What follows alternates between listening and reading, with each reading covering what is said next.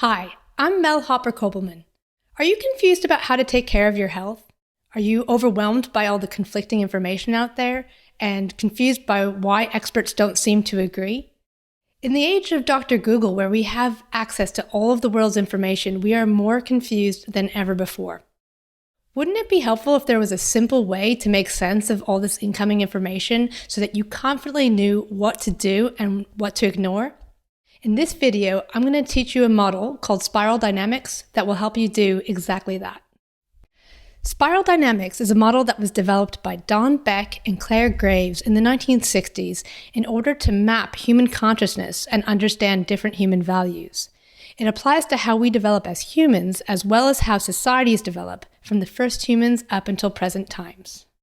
In spiral dynamics, the first level is the beige survival level that started about 200,000 years ago with the arrival of early Homo sapiens.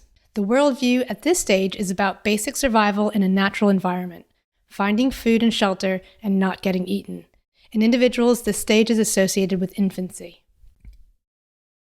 The next stage in the spiral is the purple magical stage. According to a number of lines of evidence, this stage began about 40,000 years ago when we started using our prefrontal cortexes, our human brains, differently. We started thinking about the future and the past. This is the beginning of human culture and complex language. People organized into clans and tribes for safety.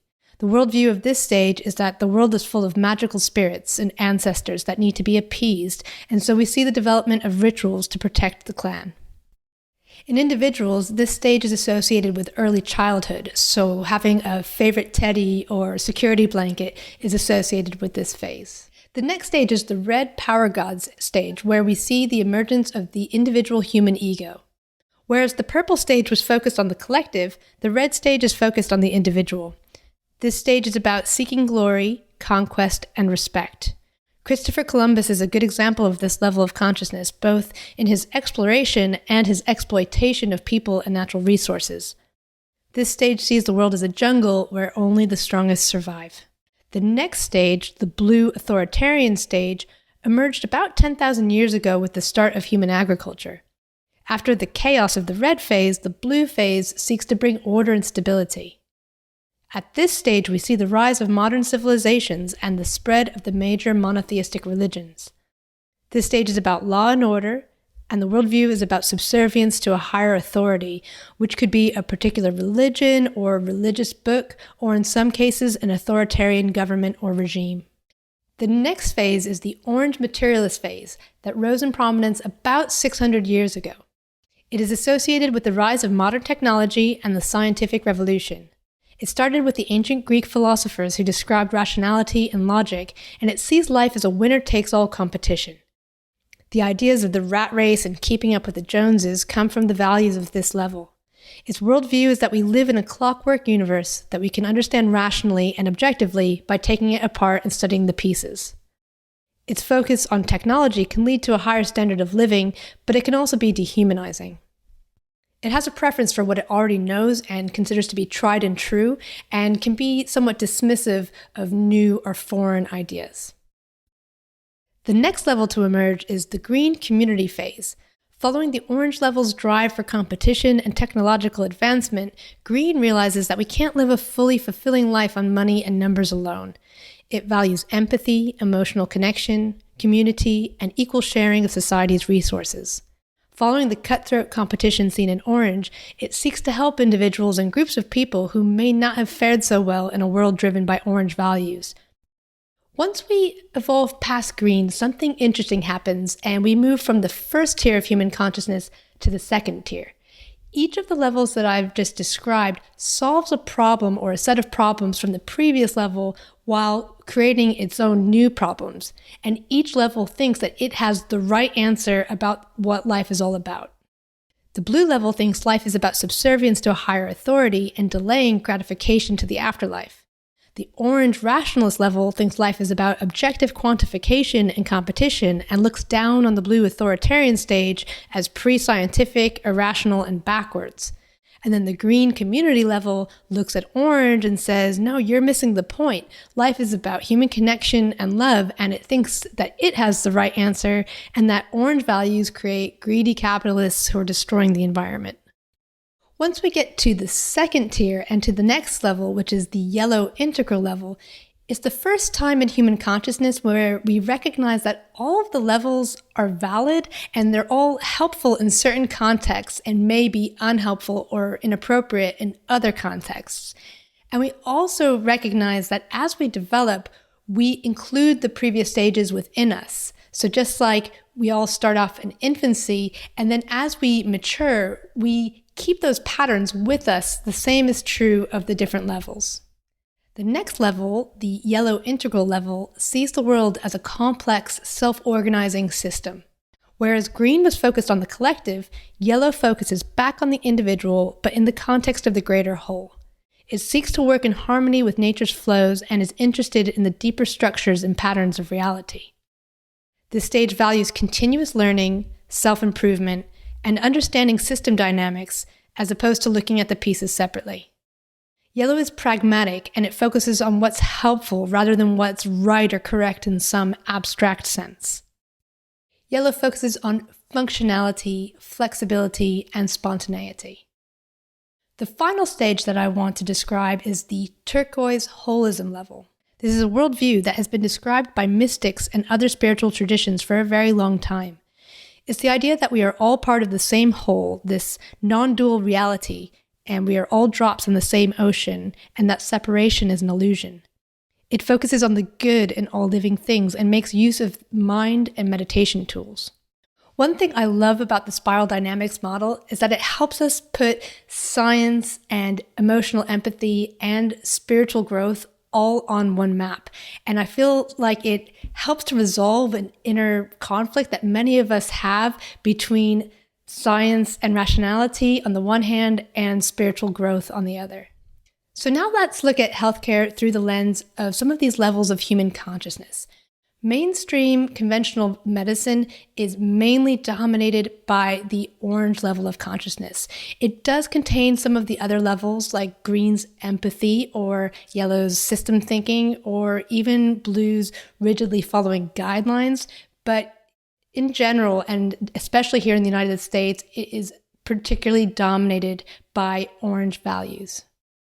The orange stage views the body as a machine, and so most of our understanding of health at this level comes from studying cadavers and from looking at tissue under a microscope. And this is really helpful in certain contexts. Orange reductionist medicine is fantastic for emergency medicine because in these scenarios, viewing the body as a machine is really helpful for saving lives. But most illness and death in developed countries is caused by chronic disease.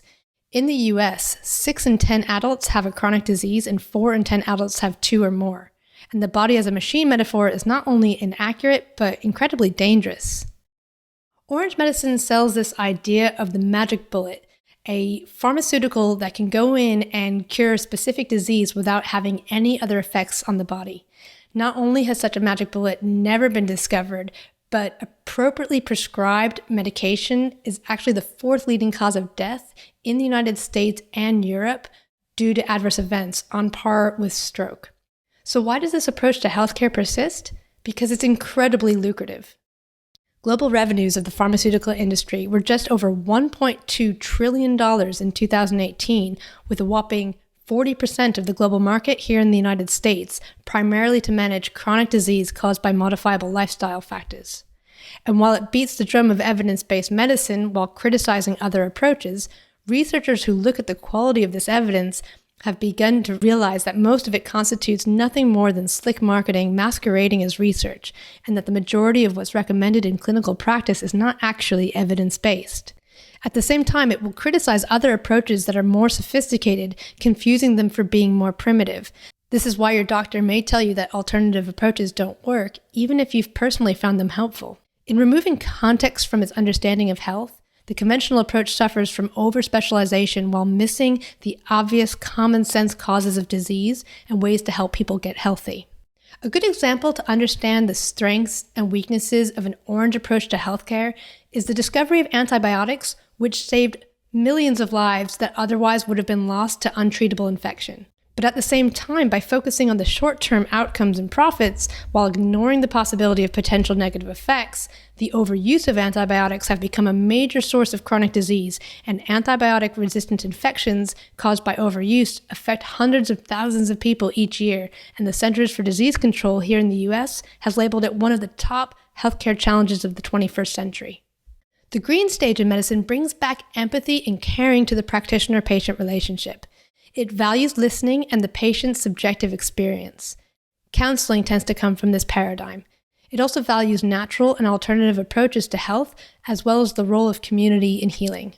Because the green perspective emerges in response to the dangers and excesses of orange reductionist medicine and its tendency to turn people into diagnosis codes, it can be somewhat anti-medication and anti-diagnosis.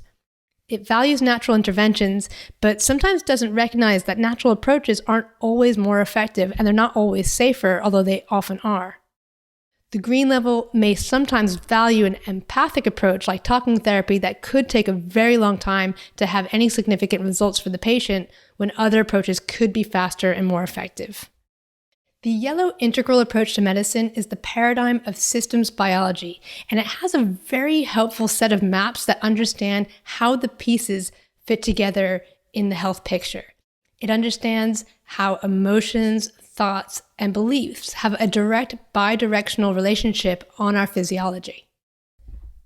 The science of evolutionary biology comes from the yellow paradigm, which recognizes that the vast majority of modern human disease is caused by a mismatch between our modern lifestyle and our genetic makeup.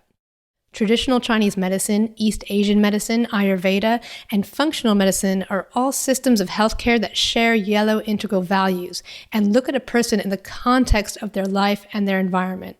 Medicine at the yellow level is focused on identifying and resolving the underlying causes of a person's illness or symptoms, while also supporting them to feel better as they heal. Often the most effective way to do this is to help someone become aware of and change things in their environment that may be making them sick.